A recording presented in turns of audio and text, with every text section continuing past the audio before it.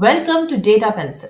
Hello everyone, welcome back to our 50 days SQL practice challenge. Today it's our day 23, and if you are new to this channel and want to join the challenge or be a part of our SQL with AI course, which is completely free, in the end you are going to get your certificate. So please make sure to subscribe the channel, because through our community post you will get updates about upcoming registration dates. You can also join our official WhatsApp channel. You will find the link in the description. So let's begin with our day 23, and as you can see, I have already entered in our database. Now let's quickly write our query number 1, and in this query we have to find out current salary along with previous salary. Okay, so current salary plus previous salaries data we want to see in our results section. So how to get the previous salary? Suppose in March you got the salary 1,50,000. okay, in April you got the salary again 1,50,000. in May you got the salary, suppose it's 1,75,000, right? Now it is asking to show the current salary and the previous salary. Means in the result basically they want your ID, which is employee ID, and then your salary. So here it will be your current one and then the salary, which is the previous one. Okay, so how you will get it? Basically what result you are going to see. So here your employee ID will be visible, and in this current salary section your salary will be 1,75,000. okay, and the previous salary will be this one, which is 1,50,000. So how you can get this 1,50,000? So you can see that 1,75,000, it is written just below this one, right? Means that this row is a previous row of this latest salary, May's salary, right? So to fetch the data of previous row, we use a function called lag function. All right, so let's quickly include our lag function in today's query and see how this works.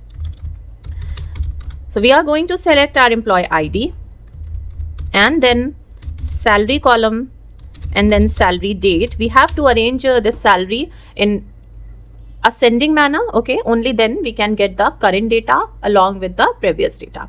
So salary date, then after that we will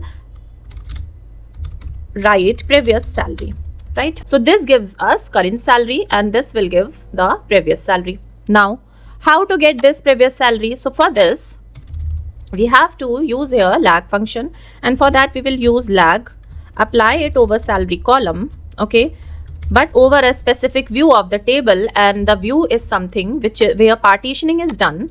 So partition by employee ID,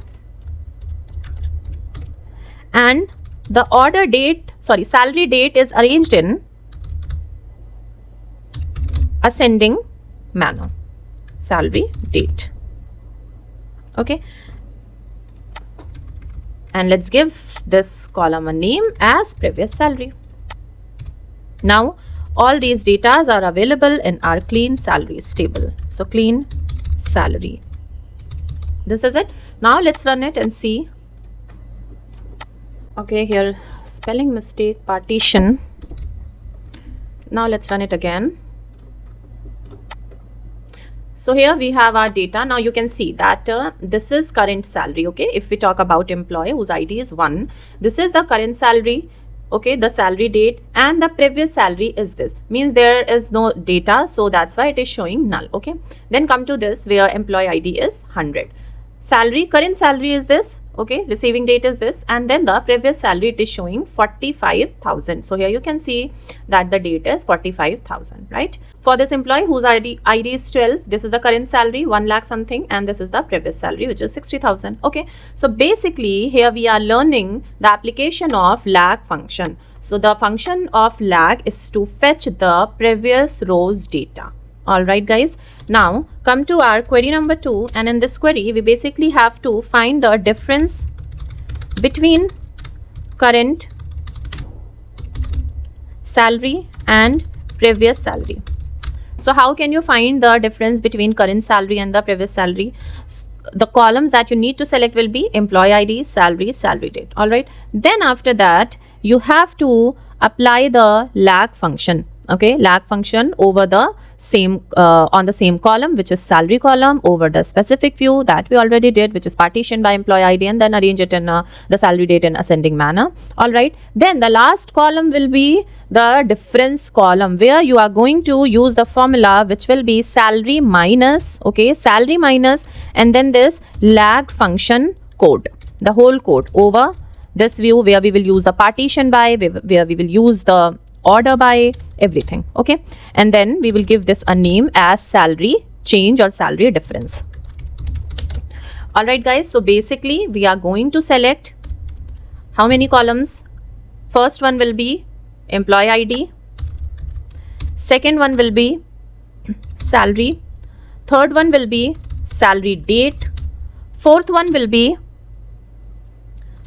previous salary, and this previous salary we will get by applying the lag function, okay, over the salary column and over this view, right? And then the fifth column will be this one, which is a column of salary change. I hope it's clear guys, okay, and then at last we'll simply write the name of our table. Simple.